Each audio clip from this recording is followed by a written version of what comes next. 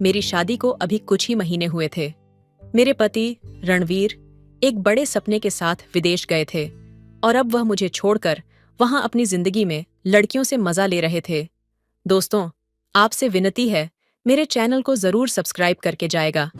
वे नौकरी के सिलसिले में महीनों तक घर से दूर रहते थे।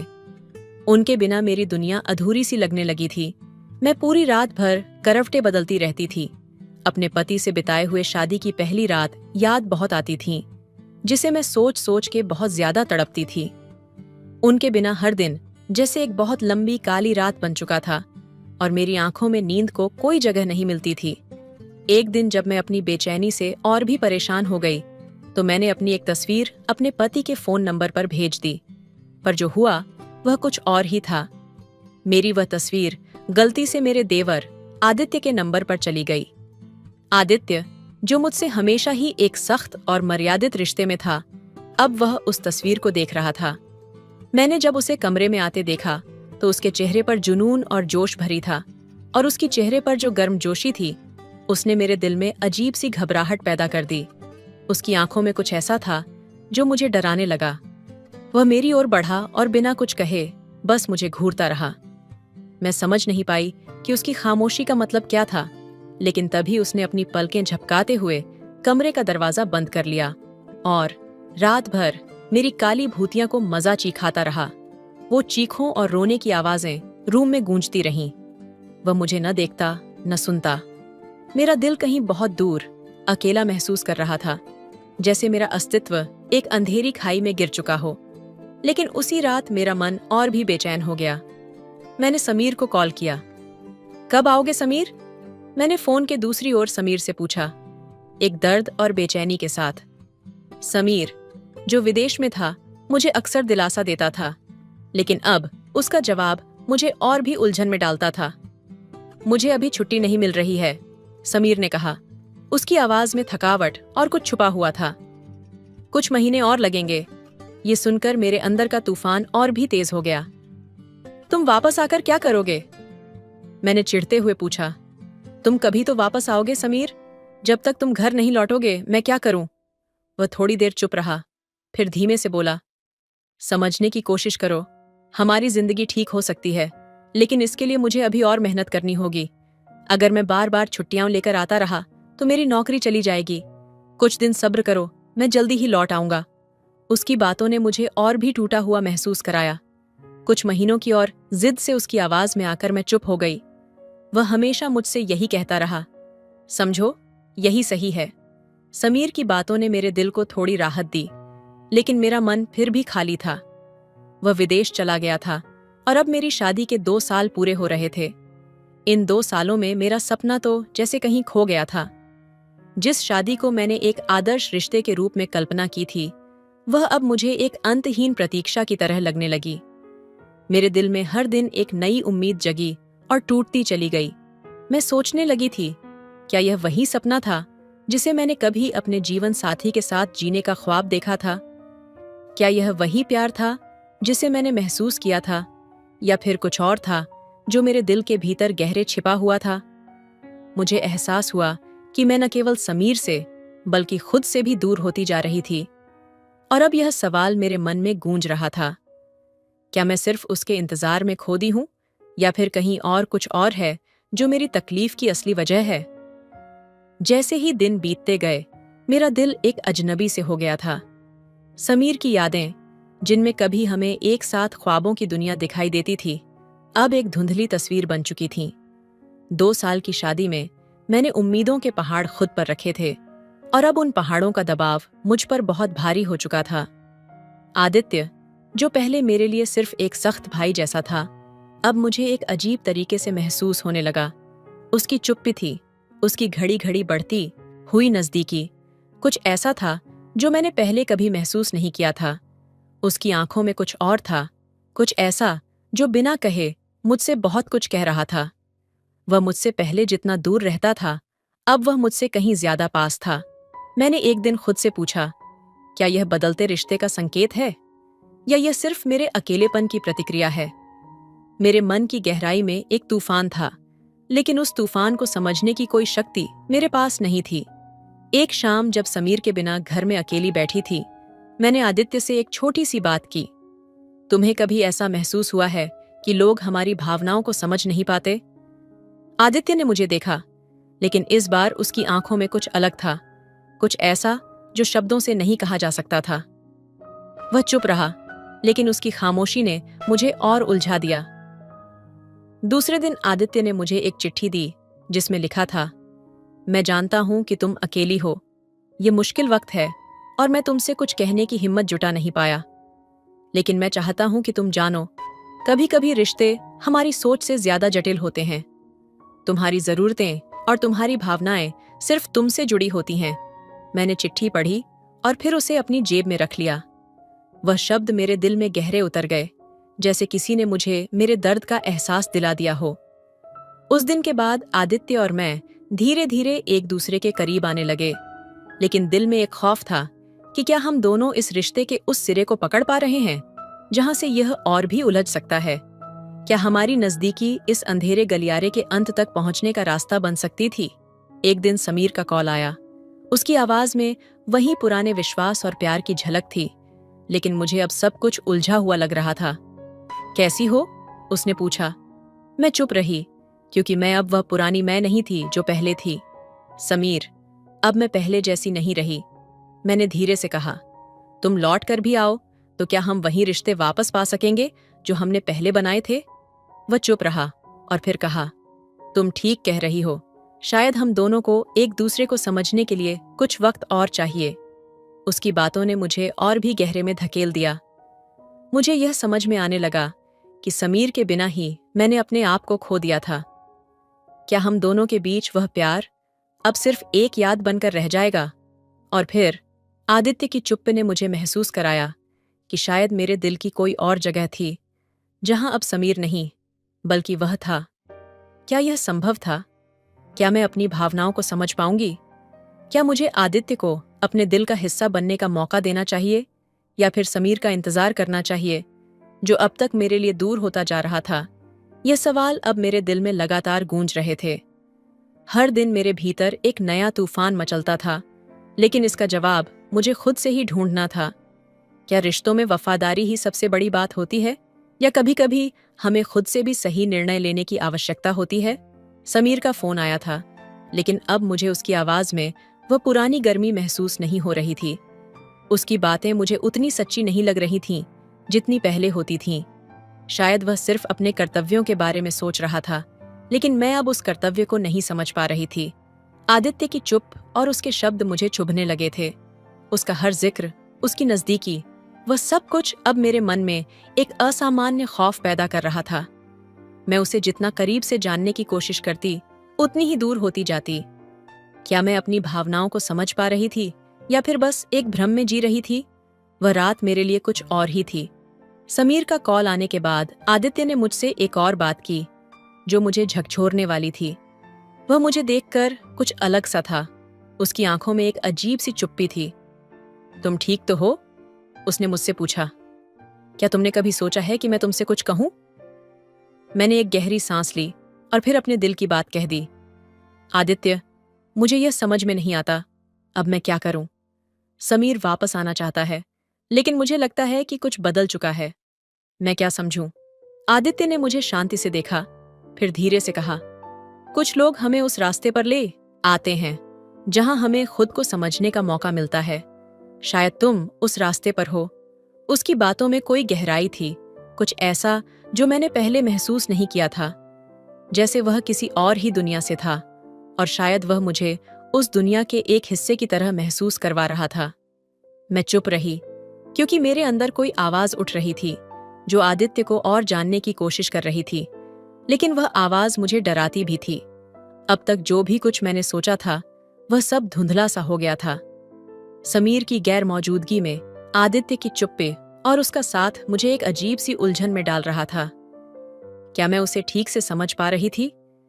क्या उसकी साइलेंस का मतलब कुछ और था, या फिर यह सिर्फ एक भूल भुलैया थी जिसमें मैं फंसी हुई थी? एक रात जब आदित्य मुझसे अकेले में बात कर रहा था, उसने कुछ ऐसा कहा जो मेरी दुनिया को हिला देने वाला था। तुम जानती हो, कभी कभी हम वही नहीं होते जो हम दिखाते हैं।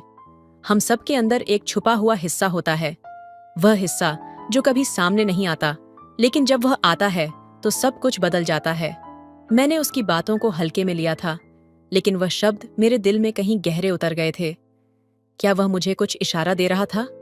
क्या उसने अपनी आंखों से मुझे वो देख लिया था जिसे मैं खुद नहीं पहचान पा रही थी? समीर का कॉल फिर आया। इस बार उसकी आवाज में एक ठंडापन था, एक दूरी थी जो अब मुझे बहुत महसूस होने लगी थी। कैसी हो? उसने वही सवाल पूछा।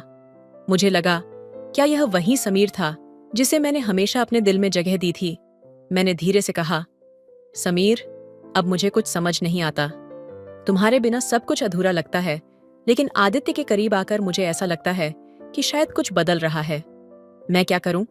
तुम आते हो तो क्या हम वही पहले वाले रिश्ते को वापस पा सकते हैं?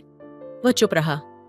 शायद उसे भी समझ में आ गया था कि अब कुछ और था जो मेरे दिल में चल रहा था। तभी आदित्य का चेहरा मेरे सामने था। वह चुप था, लेकिन उसकी आंखों में एक सवाल था। क्या वह मुझे वह जगह दे सकता था जो समीर ने कभी नहीं दी? मैंने खुद से पूछा, क्या यह जो हो रहा है, क्या यह मेरा भ्रम था या फिर एक और नया रास्ता था जिसे मैं समझने की कोशिश कर रही थी? फिर एक दिन वह घड़ी आई जब सब कुछ सामने आ गया।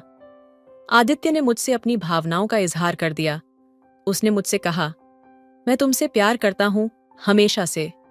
तुम्हारे बिना मेरी जिंदगी अधूरी है, लेकिन मैं जानता हूं कि तुम यह नहीं समझ पाओगी। मैं तुम्हारे साथ हर पल बिताना चाहता हूं, लेकिन तुम बस उस जगह पर खड़ी हो जहां तुम्हारे दिल में समीर की यादें हैं। मैं तुम्हारे साथ हर राह पर चल सकता हूं, लेकिन तुम्हें खुद से यह सवाल करना होगा, क्या तुम उस रास्ते पर मेरे साथ चलने के लिए तैयार हो? उसकी बातों ने मेरी दुनिया को हिला दिया था। मेरे दिल में दो दिशाएं थीं, एक समीर की दुनिया जो मुझे कभी अपनी तरफ खींचती थी, और एक आदित्य की दुनिया जो अब मेरी हकीकत बन चुकी थी। कभी कभी हमें अपनी सच्चाई को पहचानने में वक्त लगता है। अब मैं समझ पाई थी कि मेरे अंदर जो उलझन थी वह सिर्फ एक बाहरी कारण नहीं थी, बल्कि मेरे खुद के डर और संकोच का परिणाम थी। क्या समीर को वापस आने का मौका देना चाहिए था, या आदित्य के साथ नए रास्ते पर चलने का? यह सवाल अब मुझे रोज परेशान करता था, लेकिन जवाब एक ही था।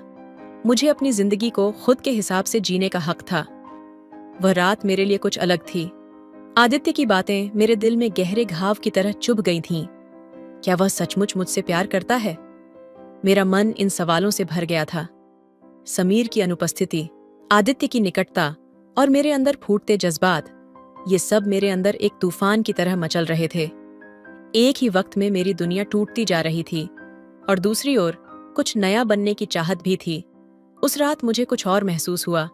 आदित्य का नजदीक आना, उसकी बातें, उसकी चुप, इन सब में कोई बात थी जो अब मुझे बेचैन कर रही थी। क्या यह प्यार था या बस एक लम्हे की कमजोरी?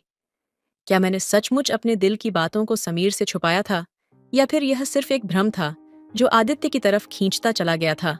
रात के सन्नाटे में अचानक आदित्य का मैसेज आया। उसने लिखा था, तुम्हें क्या लगता है, समीर लौटने के बाद हमारी जिंदगी वैसी ही होगी जैसी पहले थी? मेरे हाथों में मोबाइल था और दिल में धड़कनें तेज हो गईं। आदित्य का सवाल गहरी सच्चाई की ओर इशारा कर रहा था। क्या हमारी जिंदगी वही रह सकती थी या फिर सब कुछ बदल चुका था? मैंने खुद से पूछा, क्या समीर वही है जिसे मैंने कभी प्यार किया था, या फिर आदित्य के रूप में मैं कुछ और तलाश रही हूं? हर सवाल मेरे दिल को और भी उलझा रहा था, और मैंने मन ही मन तय किया कि मुझे अब किसी एक दिशा में फैसला लेना होगा। तभी फोन की घंटी बजी। समीर का कॉल था। तुम कैसी हो?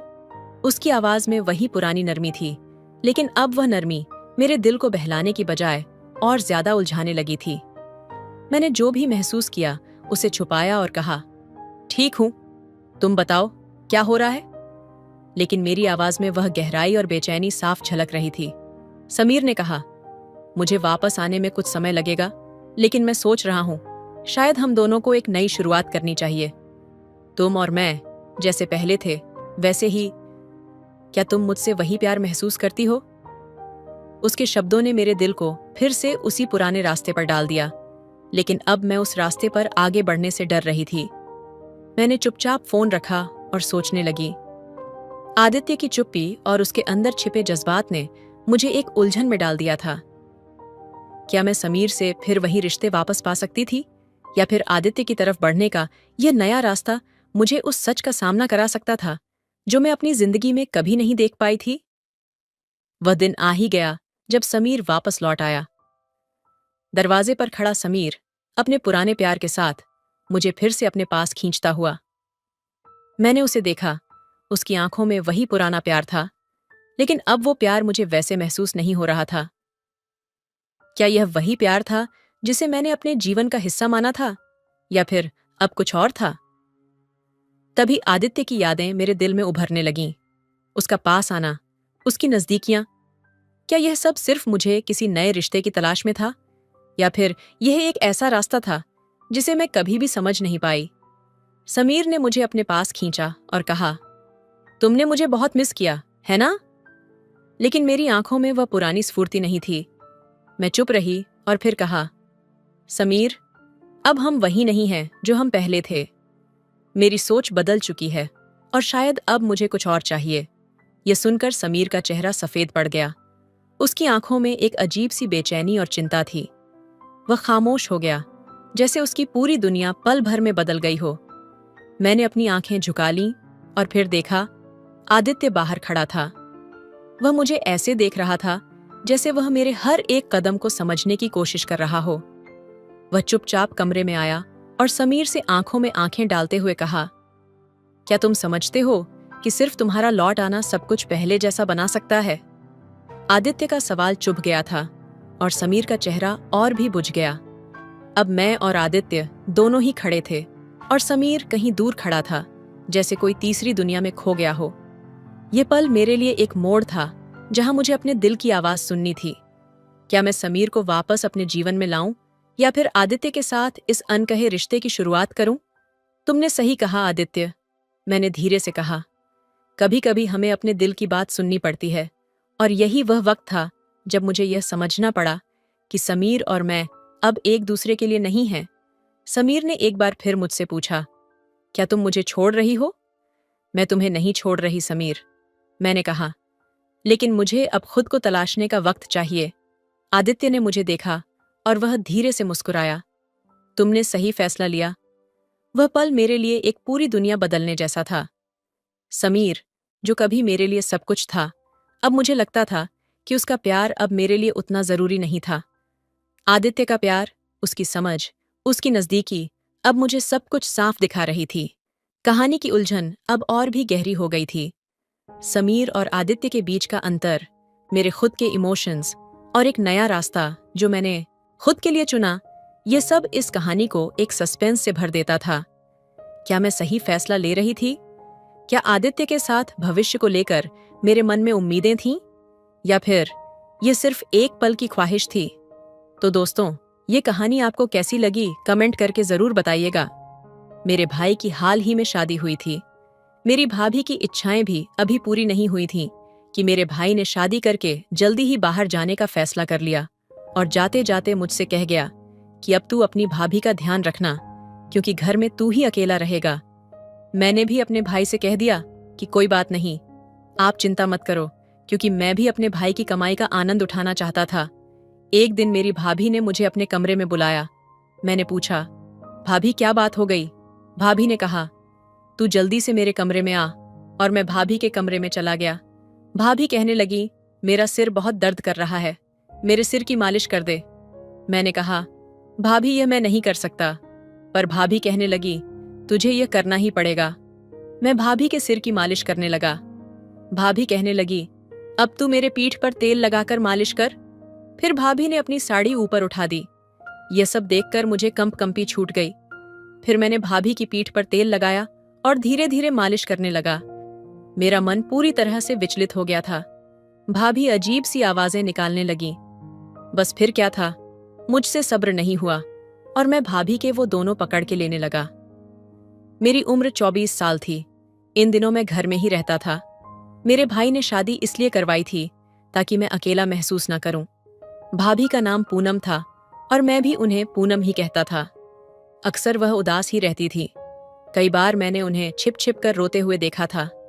मुझे लगा कि वह मेरे भाई को याद करती है, तभी छिप छिप कर रोती रहती है, पर ना ही मैंने कभी उससे यह बात पूछी थी और ना ही भाभी ने कभी खुलकर मुझसे यह बात बताई थी। रात को वह अपने कमरे में बंद हो जाती और कमरे से रोने की आवाजें आने लगती थीं। दरअसल मेरे भाई की शादी के अगले हफ्ते ही वह विदेश चला गया था। एक नई दुल्हन के लिए अपने पति के बिना रहना बहुत मुश्किल हो जाता है, लेकिन मेरे भाई ने तो शादी सिर्फ मेरे लिए ही की थी, क्योंकि मैं घर में अकेला रहता था और अब घर की जिम्मेदारी संभालने के लिए एक औरत का होना जरूरी था। इसीलिए भाई भाभी को मेरे हवाले छोड़कर चला गया। पूनम भाभी बिल्कुल अकेली रहती थी, उसका ख्याल भी मैं ही रखता था। वह भी एक 28 साल की जवान औरत थी। रिश्ता ना मिलने के कारण मेरे भाई के साथ उसका विवाह हो गया था, क्योंकि बीतते समय के साथ उसकी उम्र भी बढ़ती जा रही थी। एक रात में सोने के लिए लेटा हुआ था जब भाभी मुझे आवाज देकर बुलाने लगी। मैं सोच रहा था कि इस समय भाभी को मुझसे क्या काम हो सकता है। यही सोचकर मैं जल्दी जल्दी भाभी के कमरे में चला गया, क्योंकि भाई ने जाते जाते सारी जिम्मेदारियां मुझ पर डाल दी थीं। उन्होंने कहा था कि मेरे बाद घर की जरूरतों का ध्यान रखना और सच्चे दिल से अपनी भाभी की सेवा करना, क्योंकि भाई के पैसों पर मैं ऐश करता था।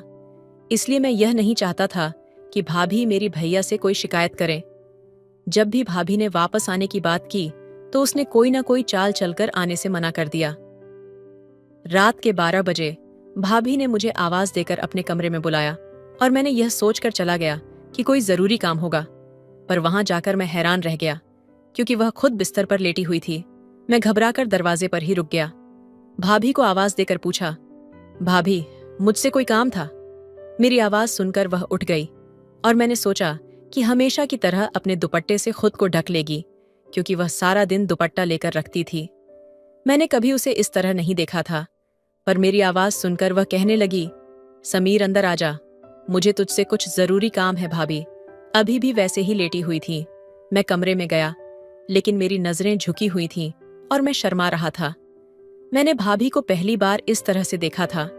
भाभी ने मेरी ओर मुड़कर देखा और मेरी झुकी हुई नजरों को देखकर कहने लगी, समीर, शर्माने की कोई बात नहीं है। इस घर में हमें ही एक दूसरे का साथ देना पड़ेगा। मेरा पति तो विदेश में रहता है, लेकिन तू हमेशा यहाँ रहता है और मेरा ध्यान रखता है। यही सोचकर मैंने तुझे बुलाया कि मुश्किल वक्त में तू मेरा साथ देगा। भाभी की बात सुनकर मैंने हैरानी में उसकी ओर देखा। वह कहने लगी, मेरे सिर में बहुत दर्द हो रहा है, क्या तुम मेरी मसाज कर दोगे? तुम्हारे भाई ने मुझे बताया था कि तुम बहुत अच्छी मसाज करते हो और उनके सिर का दर्द कुछ ही मिनटों में ठीक हो जाता है। भाभी की बात सुनकर मैं मुस्कुरा दिया, क्योंकि यह बात सच थी कि भाई जब यहाँ होते थे तो हमेशा मुझसे सिर की मसाज करवाते थे, लेकिन वह तो मेरा भाई था और भाभी की मसाज मैं कैसे कर सकता था। भाभी ने मुझे सोच में डाल दिया था। समझ नहीं आ रहा था कि क्या करूं। मैं सोच रहा था कि भाभी किस तरह की औरत है जिसने अपने देवर से मसाज करने के लिए कह दिया। उसे शर्म नहीं आई, जबकि यह कोई बड़ी बात नहीं थी। लेकिन एक औरत का एक मर्द से मसाज करवाना, और वह भी अपने देवर से, अगर कोई और होता तो मना करने की बजाय उसे खरी खोटी सुना देता। लेकिन इस समय मैं भाभी के रहमो कर्म पर जी रहा था, इसलिए उसके सामने जुबान चलाने की हिम्मत नहीं थी और ना ही उसे मना कर सकता था। भाभी ने ड्रेसिंग टेबल पर रखी तेल की शीशी मुझे दिखाई और कहने लगी, बहुत अच्छा होगा अगर तुम मेरे सिर में मसाज कर दोगे। कहते हुए उसकी आंखों में नमी थी और मुझे लगा कि शायद वह बहुत तकलीफ में है, लेकिन मैं भाभी को इनकार नहीं कर सकता था। मैंने वह तेल उठाया और उसके बिस्तर के पास बैठ गया। फिर धीरे धीरे तेल उसके सिर पर लगाकर मसाज करने लगा। मैंने अपनी नजरें झुका ली थीं और किसी भी तरह के जज्बात महसूस करने से खुद को रोका हुआ था। मेरे हाथ उसके सिर पर तेल लगाते हुए बुरी तरह कांप रहे थे। मैंने आज तक भाभी की बहुत मदद की थी, लेकिन भाभी ने मुझसे कभी इस तरह की फरमाइश नहीं की थी। जैसे जैसे मैं तेल लगाता गया, भाभी की अजीब आवाजें कमरे में गूंजने लगीं। ऐसा लग रहा था जैसे उसे आराम मिल रहा हो। मैंने दोबारा उसकी ओर नहीं देखा और ना ही उसके चेहरे पर नजर पड़ी। मुझे शर्म का एहसास हो रहा था और मैं वहां से जाने की इच्छा कर रहा था, लेकिन मैं मजबूर था। अगर मैं भाभी को मना करता और ये बात मेरे भाई को पता चलती तो भाभी की कोई बात नहीं मानी जाती, वरना मेरा खर्चा पानी बंद हो जाता। भाभी की नीयत कुछ ऐसी थी कि उसने कभी भी किसी चीज से मना नहीं किया। मैं बिना किसी झिझक के उससे पैसे मांग लेता था और वह बिना सवाल किए मुझे दे देती थी। काफी देर तक मैंने मसाज करना जारी रखा और उसकी आवाजें कमरे में गूंजती रहीं। इसके बाद शायद उसे नींद आ गई थी, क्योंकि उसकी आवाज आना बंद हो गई। फिर मैं उठकर अपने कमरे में चला आया। पहली बार मैंने किसी औरत की इस तरह मसाज की थी और इस बात ने मेरे अंदर आग लगा दी थी। भाभी के गोरे चेहरे ने मुझे भी नशे में डाल दिया था। जैसे ही मुझे ख्याल आया कि वह मेरे भाई की पत्नी है, मैंने सोचा कि अब मैं उसके कमरे में नहीं जाऊंगा। अगली सुबह भाभी पूरी तरह से दुपट्टा ली हुए थी और मेरे लिए रोटी बना रही थी। फिर मैंने आगे बढ़कर रोटी ली और वह मुझसे कहने लगी, समीर, तुमने मेरे सिर का दर्द खत्म कर दिया है। मैं तुम्हारा धन्यवाद करना चाहती हूँ। उसकी बात सुनकर मैं शर्मिंदा हो गया। मैंने कहा, असल में आप पूरा दिन घर में काम करती रहती हैं, इसलिए आप थक जाती हैं। मैं कोशिश करूंगा कि आपके काम में मदद कर दूं या फिर आप कोई नौकर रख लें। मेरी बात सुनकर भाभी कहने लगी, मुझे थकावट तब तक नहीं मिटेगी जब तक मेरा पति नहीं आएगा। उसी दिन मेरी थकावट दूर होगी। मैं उसके शब्दों को समझ नहीं पाया, लेकिन वह रसोई में चली गई और मेरे काम का समय हो गया। मैं घर से चला गया। सारा दिन मेरे दिमाग में भाभी ही घूमती रही। दोपहर को जब मैं घर आया, मेरी बहन भी घर आ गई थी।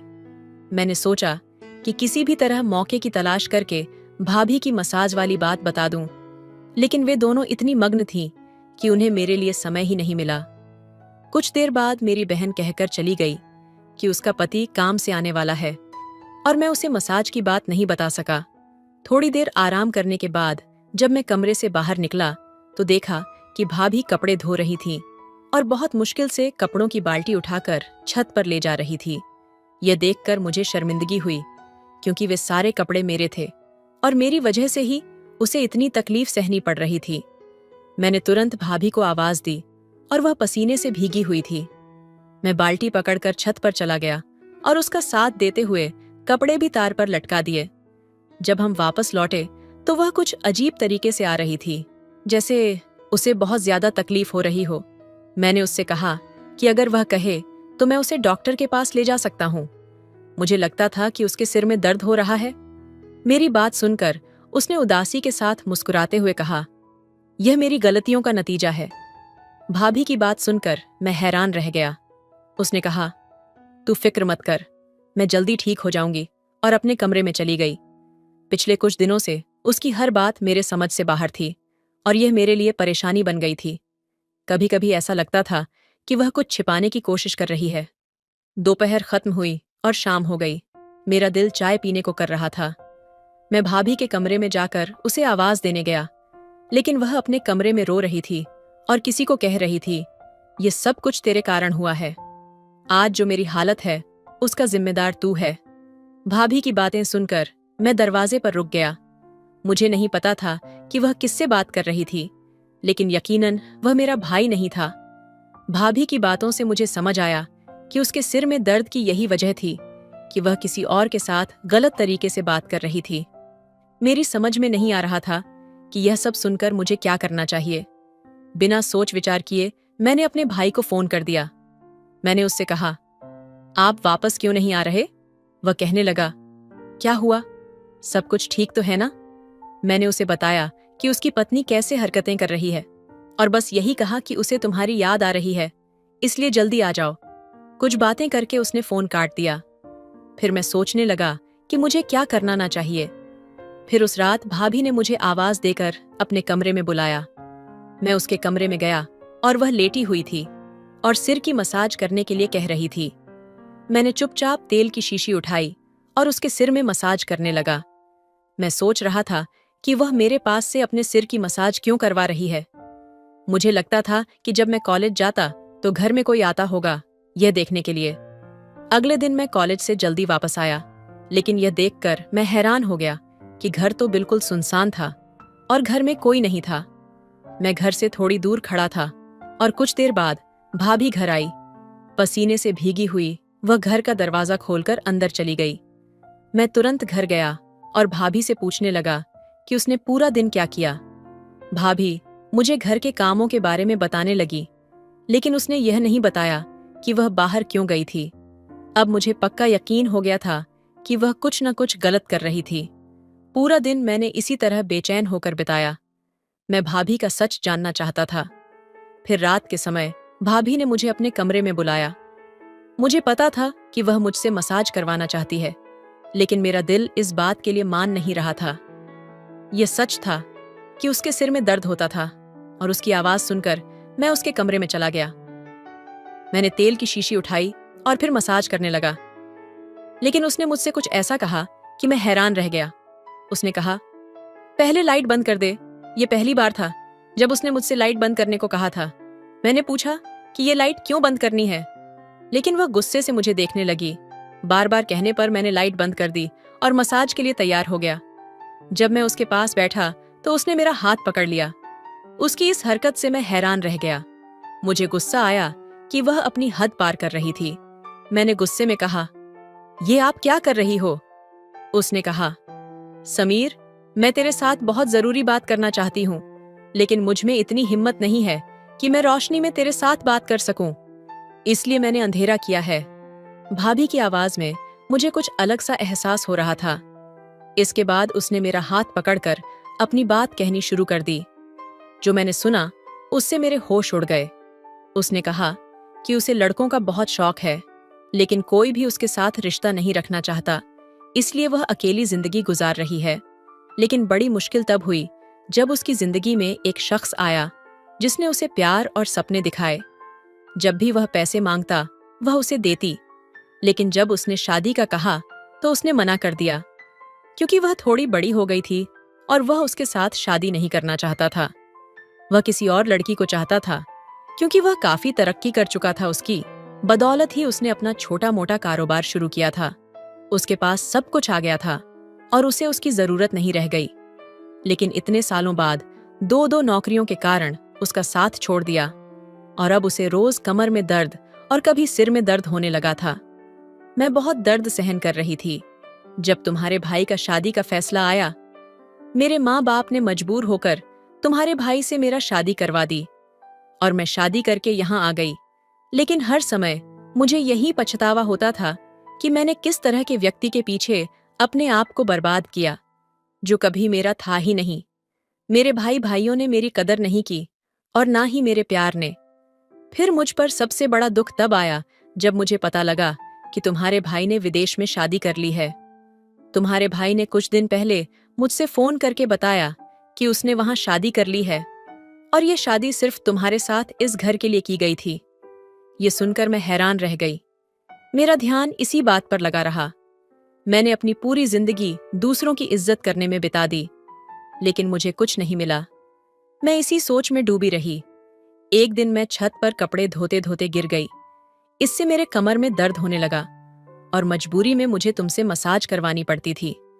मुझे शर्म आती थी कि मैं तुम्हारे पास आकर मसाज कराती थी, लेकिन मैं क्या करती? तुम्हारे अलावा मेरा कोई सहारा नहीं था। कल मैं अपने घर गई थी। मैंने अपनी माँ को अपने पति की दूसरी शादी के बारे में बताया तो उसने कहा कि अब मैं कब तक ऐसी जिंदगी गुजारूंगी। ये सुनकर मैं टूट गई और वापस घर आ गई। मुझे पता था कि मेरी जिंदगी में अब कुछ भी नहीं बचा। आज तुम्हारे सामने सब कुछ इसलिए कह रही हूँ क्योंकि मैं तुम्हारे पास मसाज करवाने आती थी। मुझे शर्म आती थी, लेकिन आज नहीं तो कल तुम्हें यह बात पता चलने वाली थी कि तुम्हारा भाई दूसरी शादी कर चुका है और अब वह कभी वापस नहीं आएगा। इसलिए मैंने सोचा कि तुम्हें अपनी सारी सच्चाई बता दूं। ये कहकर भाभी रोने लगी। शुक्र है कि भाभी ने कमरे की लाइट बंद कर दी थी। मुझे इस बात का बहुत अफसोस हुआ कि मेरे भाई ने बहुत बुरा सलूक किया। पहले ही उसके साथ बहुत बुरा हो चुका का था और अब उसने भी उसे छोड़ दिया था। लेकिन कहीं ना कहीं इसमें हमारे भाई बहनों की भी गलती थी। हमने कभी उसे वापस आने नहीं दिया। उसकी उम्र बीत रही थी और कब तक वह अकेले रहेंगे। फिर उसने किसी दूसरी औरत से शादी कर ली। काफी देर बाद भाभी ने कहा कि मैं अपनी पूरी जिंदगी इस घर में चुपचाप गुजार दूंगी। मैं तुम्हारा भी ध्यान रखूंगी और तुम्हारे घर का भी ख्याल रखूंगी। बस तुम मुझे इस घर से मत जाने देना। तुम्हारा भाई अब कभी भी वापस नहीं आएगा और मैं भी यहीं रहूंगी। मुझे डर है कि एक दिन तुम मुझे इस घर से निकाल दोगे। मैंने भाभी से कहा कि ऐसा कभी नहीं होगा। मैं तुम्हें कहीं नहीं जाने दूंगा। तुम इस घर को जिस तरह संभालती हो ऐसा कोई नहीं कर सकता। लेकिन तुम अकेली जिंदगी क्यों काटना चाहती हो? मेरे भाई से तलाक लेकर मेरे साथ शादी कर लो। मेरी बात सुनकर भाभी हैरान रह गई। मैंने उठकर कमरे की लाइट जलाई और कहा, खुशियों का भी तुम्हारा हक है। मेरी पढ़ाई पूरी होने वाली है और मैं जल्दी नौकरी कर लूंगा। तब अब तक तुम अपना तलाक करवा लो, तलाक वगैरह ले लो। मैं जल्दी ही तुमसे शादी कर लूंगा और एक नई जिंदगी शुरू कर दूंगा। हमारी दोस्ती है, जब तुम्हारे माता पिता को सच पता चलेगा तो उन्हें मना नहीं करेंगे। भाभी ने कहा कि मैं उम्र में बहुत बड़ी हूं, लोग बातें करेंगे, दुनिया क्या कहेगी। मैंने कहा, इस दुनिया ने हमें क्या दिया है, और जो तुम दुनिया के बारे में सोच रही हो, मुझे इस रिश्ते से कोई ऐतराज नहीं है। मेरी बात सुनकर भाभी रोने लगी। मैंने उसी वक्त भाभी की माँ को फोन किया और सारी बात बता दी। वह भी बहुत शर्मिंदा हुई और उन्होंने माफी मांगी। फिर भाभी ने अपने भाई से तलाक ले लिया। कुछ महीनों बाद मेरी पूनम से शादी हो गई और हम बहुत खुश हैं। मैं उम्र में थोड़ा छोटा था, लेकिन मैंने उसे वह सुख दिए जो मेरा भाई और उसका एक्स बीएफ नहीं दे सके। भाभी मुझसे इतनी खुश हो गई और हम रोज रात को खूबसूरत नज़ारे देखने जाते थे। आपको मेरी यह कहानी कैसी लगी? सच्चा प्यार वही है जो दिल से दिल मिलता है, बिना किसी सामाजिक रुकावट या उम्र के फर्क के। समाज से ज्यादा महत्वपूर्ण है अपने रिश्तों में सच्चाई और खुशहाली की तलाश करना। आपने जिस तरह से अपने रिश्ते को समझा और सही तरीके से कदम उठाया, वह यह दिखाता है कि अगर हम सच्चे इरादों और समझदारी के साथ कदम बढ़ाते हैं तो मुश्किलें आसान हो सकती हैं। भाभी की स्थिति में पहले डर और समाज के नजरिए के कारण वह संकोच करती है, लेकिन जब आपने उनका समर्थन किया तो उनका आत्मविश्वास बढ़ा और वे सही रास्ते पर चल पाईं। इसी तरह हम सभी को अपने रिश्तों में समर्थन और विश्वास की जरूरत होती है, ताकि हम एक दूसरे के साथ खड़े रह सकें और एक बेहतर भविष्य की दिशा में आगे बढ़ सकें। यह कहानी यह भी बताती है कि रिश्तों में सच्चाई, समझ और परवाह होना जरूरी है। जब दो लोग एक दूसरे के प्रति ईमानदार और सच्चे होते हैं तो उनका प्यार और रिश्ता परिपूर्ण होता है, चाहे वह उम्र में छोटे हों या बड़े।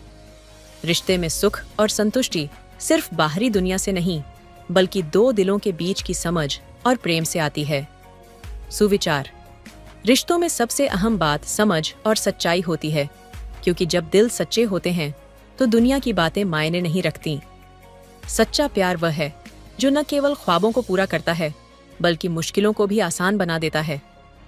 आपकी कहानी की गहराई इस बात को और भी स्पष्ट करती है कि सच्चे रिश्ते में उम्र, पारिवारिक बाधाएं या समाज की धारा कोई मायने नहीं रखती। असल में रिश्तों में जो सबसे अहम होता है वह है समझ, प्यार और परस्पर विश्वास। जब आप भाभी को उनके डर और शंकाओं से बाहर निकालकर उनके पक्ष में खड़े हुए, तो न केवल आपने उनके जीवन को बदल दिया, बल्कि आपने एक मिसाल भी पेश की कि किसी भी रिश्ते में सबसे जरूरी बात यह है कि हम एक दूसरे को समझें और सहारा दें। यह कहानी यह भी सिखाती है कि समाज का दृष्टिकोण तब तक महत्वपूर्ण नहीं होना चाहिए जब तक वह किसी के व्यक्तिगत स्वतंत्रता या खुशियों में बाधा न डाले।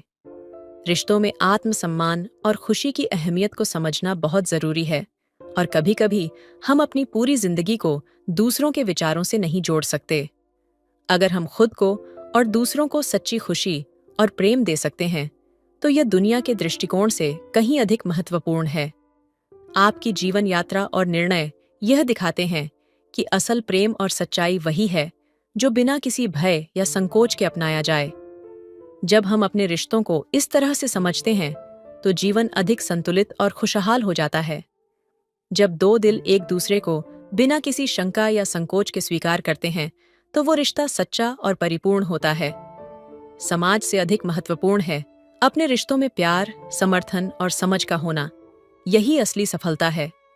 इस कहानी से यह भी सीखने को मिलता है कि जीवन में हमेशा सही समय और सही दिशा में कदम उठाना जरूरी होता है, चाहे वह किसी भी रूप में हो। दोस्तों, जिस हॉस्पिटल में पति डॉक्टर था, उसी हॉस्पिटल में उसकी तलाकशुदा पत्नी अपनी डिलीवरी कराने के लिए भर्ती हुई थी। और उधर जब हॉस्पिटल में पहुंचती है तो वह बुरी तरह से चिल्लाती है, पैरों को पटकती है। तब डॉक्टर दौड़ करके आता है और सारी नर्स स्टाफ वहां एकत्र हो जाता है। और जब उसकी हालत को जब उन्हीं में से एक डॉक्टर देखते हैं तो एकदम से चौंक जाते हैं, क्योंकि वह तो उसकी तलाकशुदा पत्नी रहती है। आखिर उन दोनों के बीच ऐसा क्या हुआ रहता है जिसकी वजह से दोनों अलग हो जाते हैं? आखिर क्या है इन दोनों पति पत्नी के बीच की कहानी? दोस्तों, ये कहानी पूरा जानने के लिए आप इस कहानी को अंत तक जरूर सुने। दोस्तों, आज की जो सच्ची कहानी मैं आपको सुनाने जा रही हूँ, ये सच्ची कहानी उत्तराखंड की है। उत्तराखंड में एक राम सिंह नाम के व्यक्ति, जो सरकारी विभाग में कर्मचारी थे, उनकी एक लड़की थी जिसका नाम श्रेया है। पढ़ाई के लिए एक कॉलेज में उन्होंने एडमिशन दिलवा दिया था। वो पढ़ने के लिए जाया करती थी, क्योंकि राम सिंह की इकलौती लड़की थी और ना कोई लड़का था और ना कोई लड़की थी। इस वजह से वह अपनी लड़की श्रेया से बहुत ज्यादा प्रेम करते थे, बहुत ज्यादा दुलार करते थे। दोस्तों, जिनका एक ही औलाद होता है तो वह बहुत ज्यादा लाड प्यार उस पर लुटाते हैं। अगर वह बच्चा गलत भी चलने लगे तब भी माँ बाप प्यार के खातिर उस बच्चे को ज्यादा नहीं डांटते। बस यही कारण है कि जिसकी एक संतान होती है वह अक्सर इंसान बिगड़ जाया करता है। इधर श्रेया जब ग्रेजुएट करने लगती है, इंटर पास करने के बाद ग्रेजुएट करने लगती है, तब उसकी शौक और ज्यादा बढ़ जाती है, क्योंकि उसके पिता के पास बहुत सारी दौलत थी और वह दौलत आखिर जाती तो जाती कहाँ, सारी दौलत उसी श्रेया के लिए थी, इसलिए वह उसे खूब खर्च किया करती थी। अच्छी गाड़ी में घूमना उसका शौक था, अच्छे दोस्तों के साथ रहना उसका शौक था, ऊंचे ऊंचे महंगे रेस्टोरेंट होटलों में खाना खाने का शौक था, अच्छी मोबाइल लाने का शौक था। यहाँ तक कि उसका जो जीवन था वह अपने आप को मॉडल टॉप में जीना पसंद करती थी। उसके पिता जो राम सिंह थे, वह अपनी लड़की से कभी कुछ नहीं कहते थे। जब लड़की ग्रेजुएट करती है तब उनके दिमाग में एक बात आती है कि हमारी लड़की अब जवान हो गई है, क्यों ना हम अपनी लड़की की शादी कर दें। ये विचार करके वह अपनी लड़की श्रेया से कहते हैं कि बेटा, अब तुम बड़ी हो गई हो, अब हम तुम्हारा विवाह करना चाहते हैं।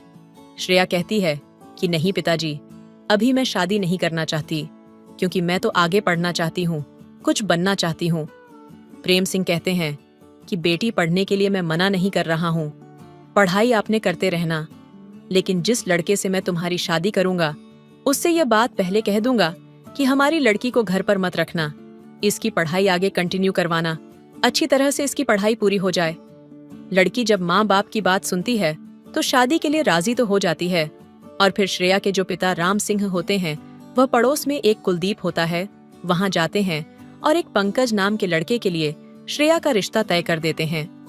पंकज के जो पिता होते हैं, जिनका नाम राम सिंह होता है, वह खेती किसानी का काम किया करते थे। वह कोई सरकारी कर्मचारी या अधिकारी नहीं थे, इसलिए वह अपनी जिंदगी मिडिल क्लास नॉर्मल काट रहे थे। कोई ज्यादा ऊंचा शौक नहीं था उनका। उनके बेटे का, उनका लड़का जो था, वह डॉक्टरी का कोर्स कर रहा था।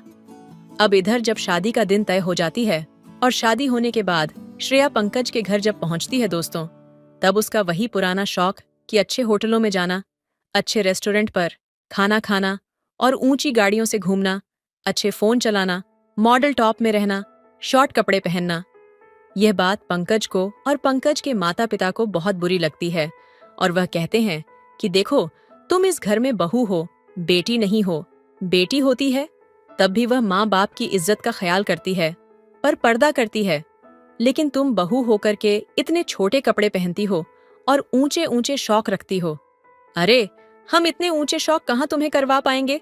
हम खेती किसानी करने वाले व्यक्ति हैं, और दूसरी बात, हमारा लड़का पढ़ाई करता है, हमें वहां भी पैसा खर्च करना होता है, इसलिए मिडिल क्लास में बन करके रहो, ज्यादा ऊंची शौक मत करो। ये बात श्रेया को बहुत बुरी लगती है और श्रेया कहती है कि मैं इस तरह से तुम्हारे घर में नहीं रह सकती। मुझे अगर तुम्हें अपने घर में रखना है तो मेरी हर इच्छा तुम्हें पूरी करनी होगी, हर ख्वाहिश तुम्हें पूरी करनी होगी। इस बारे में पंकज के पिताजी अपने संधि से यानी राम सिंह से बात करते हैं और कहते हैं कि तुम्हारी लड़की तो यहाँ पर किसी की बात नहीं मानती। वह अपनी बात चलाती है, यहाँ शॉर्ट कपड़े पहनती है, ऊंची ऊंची शौक रखती है।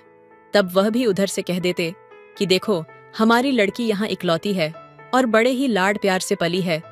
हमारी लड़की को किसी प्रकार का कोई दुख नहीं होना चाहिए, क्योंकि हमने बड़ी नाजों से अपनी लड़की को पाला है और उसकी जो भी शौक हैं, जो भी डिमांड है, वह तुम पूरी करो, इसीलिए मैंने उसका विवाह किया है। ये बात जब प्रेम सिंह सुनते हैं तो वह भी परेशान हो जाते हैं कि इसका मतलब ये है कि इसके माँ बाप ने ही इसको सर पर चढ़ा करके रखा है। इस वजह से यह किसी की बात नहीं मान रही है। दोस्तों, धीरे धीरे इसी प्रकार से कलह होते होते लगभग 6 महीने शादी को बीत जाते हैं और 6 महीने बीतने के बाद में इधर तो पंकज पढ़ने के लिए चला जाता है और वह रात दिन बड़ी कड़ी मेहनत करता है कि मैं पढ़ाई करने के बाद डॉक्टर बन जाऊं, क्योंकि उसका जो सपना था वह डॉक्टर बनने का था। देखने में खूबसूरत था, लेकिन पढ़ाई में भी बहुत होशियार था।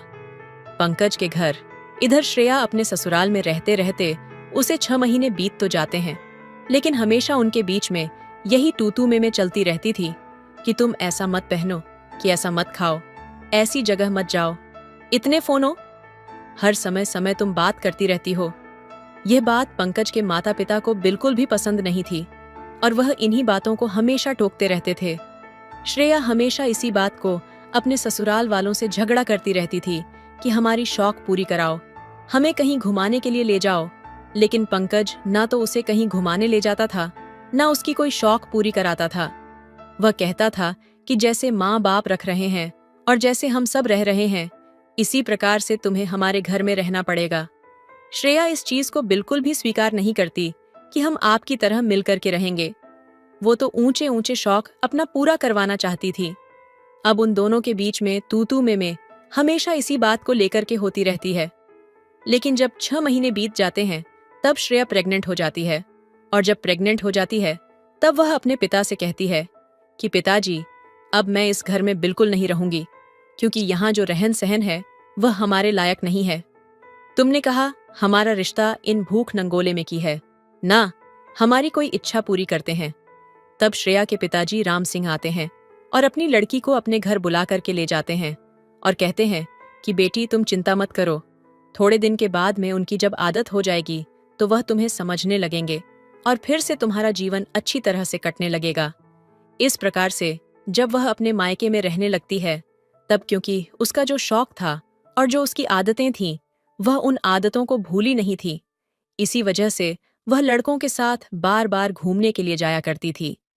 वह यह भूल गई थी कि मैं एक शादीशुदा हूँ। लड़कों के साथ होटलों में जाती थी, रात को बिताती थी और ऊंची ऊंची रेस्टोरेंट में खाना खाती थी, गाड़ियों से घूमती थी। हर समय उसका घूमना ही शौक बन गया था। लड़कों के साथ में रहना, छोटे कपड़े पहनना, मॉडल न्यू लाइट में रहना ही उसका जीवन था। दोस्तों, अब धीरे धीरे समय बीतता चला जाता है और इधर जो पंकज होता है वह अपने डॉक्टरी की पढ़ाई पूरी मेहनत और लगन के साथ करता है। रात दिन वह मेहनत करता है और मेहनत करने के बाद में वह पास हो जाता है और इधर श्रेया ने तलाक के लिए कागज कोर्ट में डाल दिए थे और उन दोनों के बीच में तलाक हो जाता है। अब पंकज सोचता है कि चलो, श्रेया तो हमसे दूर हो गई, उसने तलाक ले लिया, क्यों ना हम अब जी जान से पढ़ाई करें। अब हमें कोई टेंशन नहीं है। वह हर समय हमें क्लेश करती रहती थी, टेंशन दिलाती रहती थी।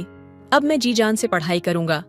पंकज देखने में तो अच्छा था, लेकिन उसने जब जी जान से मेहनत से रात दिन एक करके जब पढ़ाई की तो वह अपनी डॉक्टरी का कोर्स पास कर लेता है और फिर एक सरकारी डॉक्टर बन जाता है। बड़ा डॉक्टर और डॉक्टर बनने के बाद में वह उत्तराखंड में एक अच्छे हॉस्पिटल में नियुक्त हो जाता है। इधर श्रेया अपने मायके में रह कर के अय्याशी कर रही थी। वह यह बात भी भूल गई थी कि मैं पंकज की बच्चे की मां बनने वाली हूं। अब तो वह रात दिन अपने यार दोस्तों के साथ घूमना, जब उसके डिलीवरी का समय जब नजदीक आता है तब उसके यार दोस्त जो होते हैं वह देखते हैं कि अरे श्रेया, तुम तो प्रेग्नेंट हो, अब तुम्हारे साथ हमें रहना अच्छा नहीं लगता। और उसके जितने भी यार दोस्त थे वह सब धीरे धीरे करके उसका साथ छोड़ जाते हैं और वह अकेली पड़ जाती है और फिर अपने पिताजी के घर रहने लगती है।